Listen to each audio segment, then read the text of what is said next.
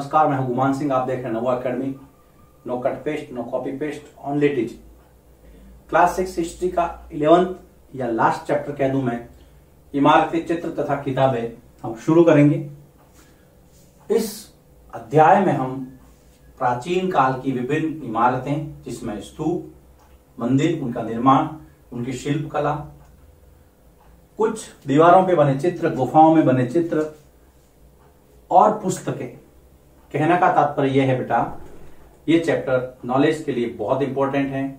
आपका base clear करेगा ancient history में किस तरह की इमारतें थी, बिल्डिंग्स किस तरह की थी, पिक्चर्स कैसे थे, है ना, ड्राइंग वगैरह जो है पुराने जमाने में कैसे थी। जो बुक्स हैं, जो प्राचीन काल की महत्वपूर्ण किताबें हैं, उनका भी हम जिक्र करेंगे जो सिलेबस में दिया है, या उससे एक या दो ज्यादा। इस किताब इस चैप्टर की शुरुआत जो हो रही है मेहरौली के लौह स्तंभ से। दिल्ली के अंदर एक चित्र में जो बताया जा रहा है, आपको पिलर नजर आ रहा है, ये लौह स्तंभ है, लोहे का बना हुआ। यहां से शुरू करते हैं। देखिए ये कहां स्थित है कि दिल्ली में स्थित है ना, दिल्ली के मेहरौली में लौह स्तंभ की बात कर रहे हैं हम। दिल्ली के मेहरौली जगह का नाम है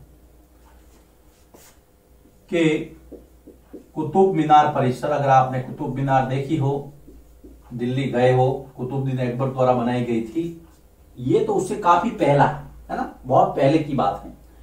दिल्ली के मेहरौली के कुतुब मीनार परिसर में स्थित यह लौह स्तंभ, कुतुब मीनार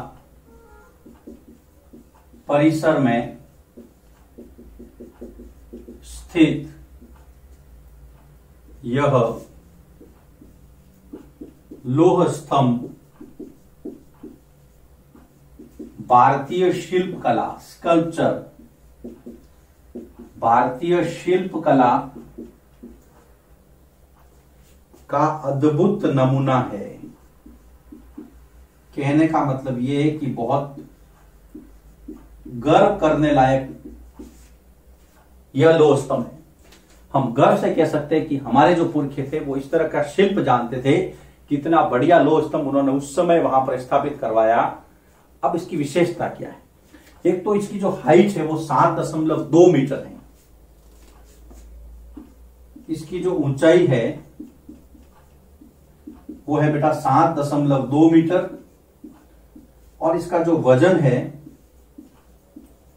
वो है 3 टन। इतना भारी और इतना ऊंचा लौह स्तंभ उस जमाने में, जब हम आज इंजीनियरिंग वर्क पे प्राउड करते हैं, आप देखिए उस समय का इंजीनियरिंग वर्क कितना अच्छा होगा, क्योंकि उसके बारे में हमें ज्यादा प्रमाण नहीं मिलते, हमारे पास ज्यादा सबूत नहीं, लेकिन जो है वो गर्व करने लायक है। इसकी विशेषता क्या है? इस लौह स्तंभ की विशेषता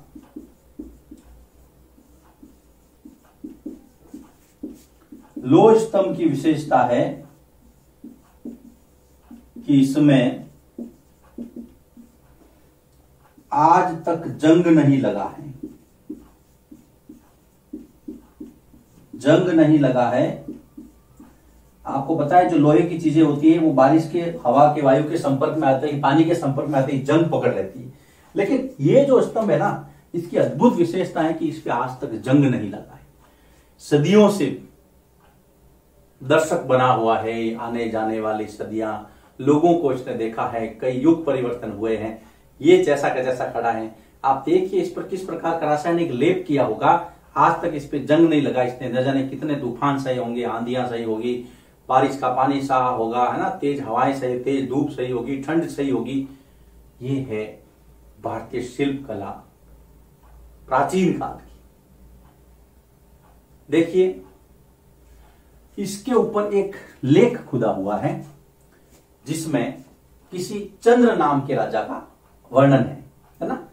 तो लौह स्तंभ पर खुदे अभिलेख से यह पता चलता है,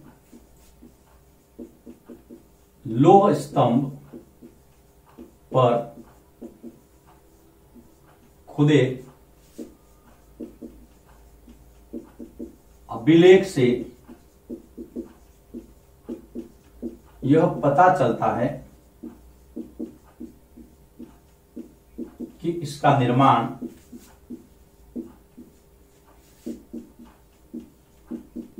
चंद्र नाम के किसी राजा ने करवाया था। चंद्र नाम के किसी शासक ने करवाया, संभवतः वह गुप्त वंश का रहा होगा।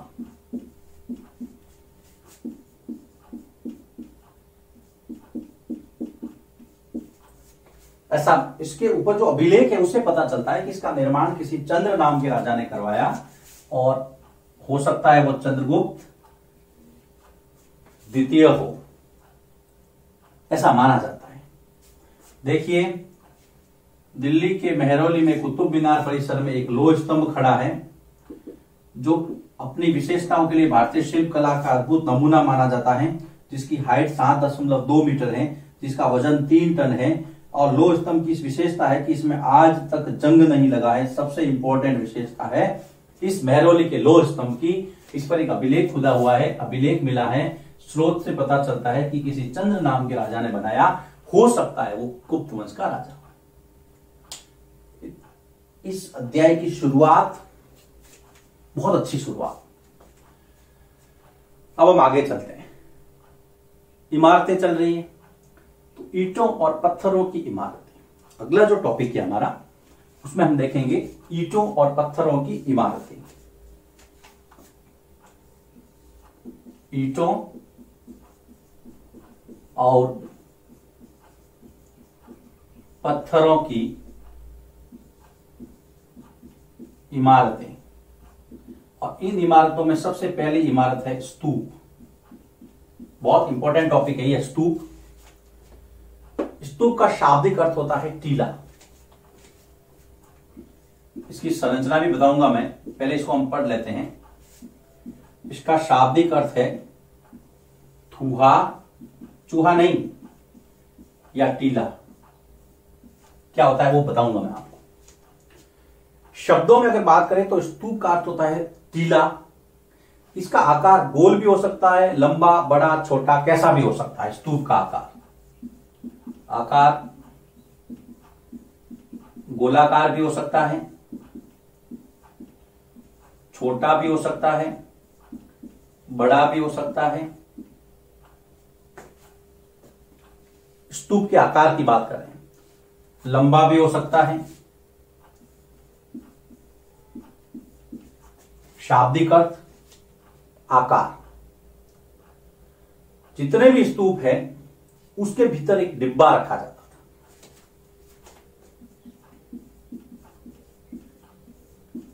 स्तूप के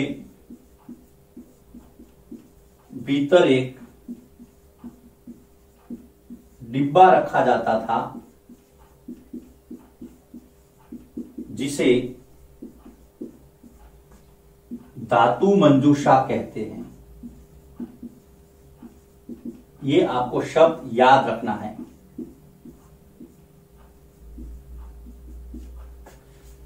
स्तूप जब बनाए जाते थे तो उसके अंदर एक छोटा डिब्बा रखा जाता था, उसे धातु मंजूषा कहते थे। डिब्बे में क्या होता था, मैं यहां लिख रहा हूं।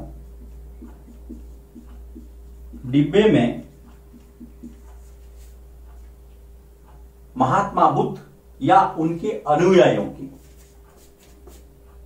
डिब्बे में महात्मा बुद्ध या उनके अनुयायियों के अवशेष, शरीर के अवशेष, जैसे दांत हैं, हड्डी है, राख है,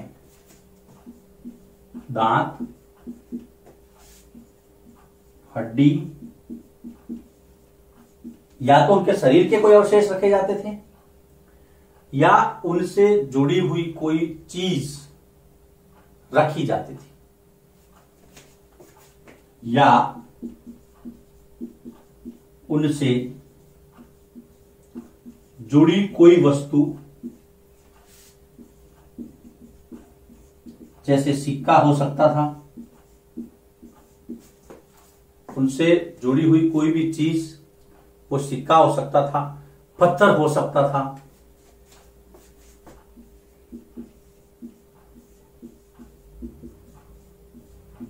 आदि रखते थे। हम दूसरा टॉपिक शुरू किया हमने, और टॉपिक का नाम है बेटा स्तूप। कैसा होता है मैं आगे बताऊंगा, आराम से थोड़ा सा सब्र रखिए। सिर्फ अगर शब्दों का, स्तूप का शब्द का देखें तो उसका मतलब होता है टीला या थूहा। आकार गोलाकार हो सकता है, छोटा हो सकता है, बड़ा हो सकता है, लंबा हो सकता है। स्तूप का जब निर्माण होता था तो उसके भीतर सबसे पहले एक डिब्बा रखते थे। उस डिब्बा को कहते थे धातु मंजूषा। डिब्बे में क्या रखते थे, या तो महात्मा बुद्ध या उसके अनुयायियों, अनुयायी का मतलब उनके फॉलोवर्स थे, उनको मानने वाले थे, उनके शिष्य कह सकते हैं।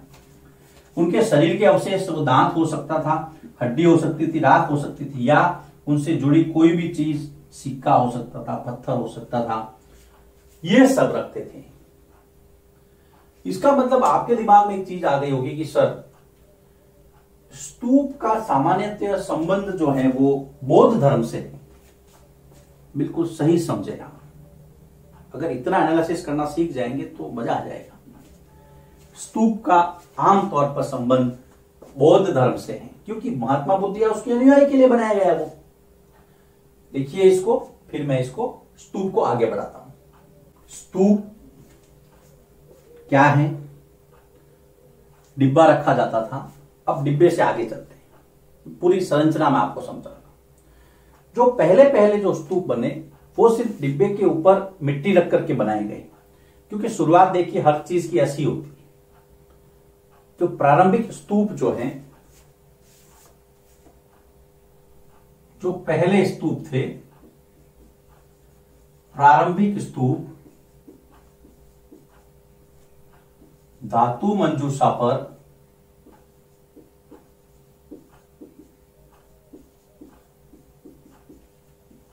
मिट्टी रखकर या ढककर बनाए गए, मिट्टी ढककर बनाए गए, जिसे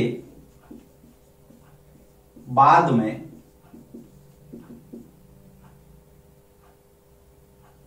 ईंटों तथा पत्थरों से ढका गया या बनाया गया। शुरू में सिर्फ मिट्टी डालते थे, बाद में उनको पता चला यार ईंटों से थोड़ा ढांचा बना ले। फिर उनको लगा कि कुछ तराशे हुए पत्थर, तराशे मतलब कलाकारी की हुई पत्थरों से हम इसको बना सकते हैं। तो धीरे धीरे इसका विकास हुआ। पहले मिट्टी, ईंट, फिर पत्थर।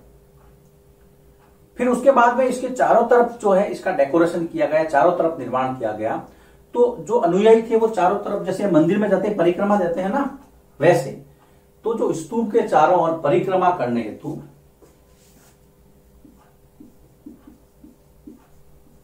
स्तूप के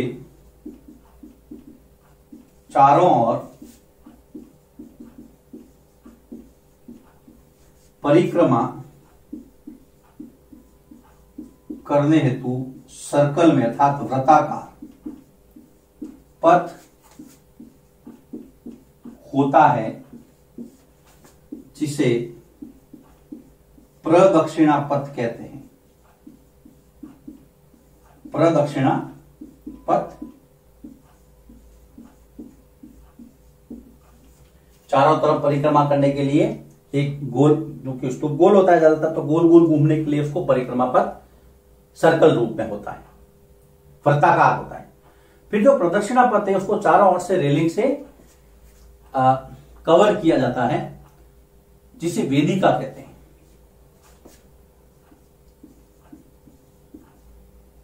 प्रदक्षिणा पथ को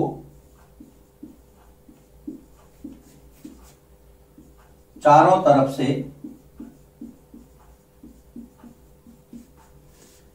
रेलिंग से घेर दिया जाता है,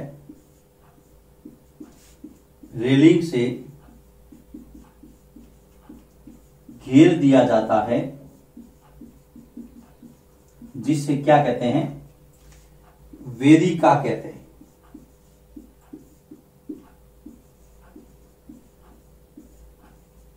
ओके, फिर आगे चलते हैं।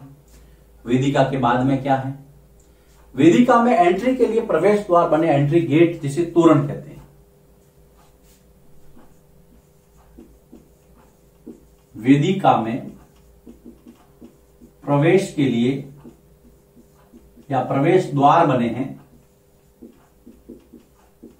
जिसे तोरण कहते हैं।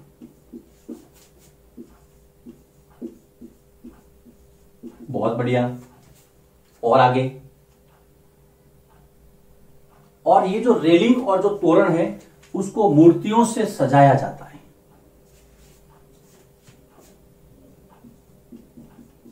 रेलिंग व तोरण को मूर्तियों से सजाया जाता है। अब आपके यहां पर देखिए, सांची और अमरावती, सांची मध्य प्रदेश में है, अमरावती महाराष्ट्र में। तो दो स्तूपों के नाम दिए हैं, सांची का स्तूप मध्य प्रदेश और अमरावती का स्तूप महाराष्ट्र। यह हो गया स्तूप के बारे में जानकारी। अब देखिए, शुरुआत हमने की थी धातु मंजूषा से। ये छोटा सा डिब्बा रख दिया हमने। इस डिब्बे को आपने पहले मिट्टी से कवर किया, उसके बाद में ईंटों से बनाया या फिर उसके बाद में पत्थरों से कवर किया गया, तो इसकी साइज हो गई बहुत बड़ी। फिर आपने क्या किया कि इसके चारों तरफ जो ये प्रदक्षिणा पथ है, ये सर्कल रूप में, इसको आपने बढ़िया से रेलिंग से घेर दिया। इसके यहां पर कुछ स्ट्रक्चर बना दिया, ये हो गई रेलिंग। अब इसमें एंट्री के लिए आपने गेट लगा दिए, ये हो गए तोरण, ये हो गया प्रदक्षिणा पथ, और ये हो गई आपकी रेलिंग, ये हो गया आपका धातु मंजूषा, और ये पूरा हो गया स्तूप। आपको ऐसे समझना है। स्तूप के अंदर जो मुख्य जो कीवर्ड्स हैं, सबसे पहला धातु मंजूषा, उसके बाद में रखा किया जाता था अनुयायियों या भगवान बुद्ध के अवशेष या अनुयायियों का अवशेष या पत्थर सिक्का, जो भी उनकी मान्यता या उनको आस्था से जुड़ी हुई चीजें थी। प्रारंभिक स्तर पर धातु मंजूषा पर किसी मिट्टी को रखकर बनाया गया, जिसे बाद में ईंटों और पत्थरों से ढका गया। उसके बाद में प्रदक्षिणा पथ, चारों तरफ प्रदक्षिणा देने के लिए वृत्ताकार पथ है, यह आपको ध्यान में रखना है। उसके बाद में प्रदक्षिणा पथ को चारों तरफ से स्ट्रक्चर से घेरा जाता है, उसको रेलिंग कहते थे, है ना। और रेलिंग का दूसरा नाम है वेदिका। ये रेलिंग, और रेलिंग को क्या कहते हैं, वेदिका, ये ध्यान रखना आप। वेदिका में एंट्री के लिए प्रवेश द्वार बने एंट्री गेट जिसे तोरण कहा गया, और तोरण को अनेक प्रकार की मूर्तियों से सजाया भी जाता था। दो सांची और अमरावती के स्तूप के उदाहरण है। यह है इस चैप्टर का पहला वीडियो, जिसके अंदर हमने क्या देखा, मेहरौली का लोह स्तंभ और स्तूप की संरचना का विस्तार से वर्णन किया। अब हम दूसरे वीडियो में बात करते हैं, और जो दूसरे प्रकार की इमारतें थी, मंदिर, वो कैसे बनाए जाते हैं।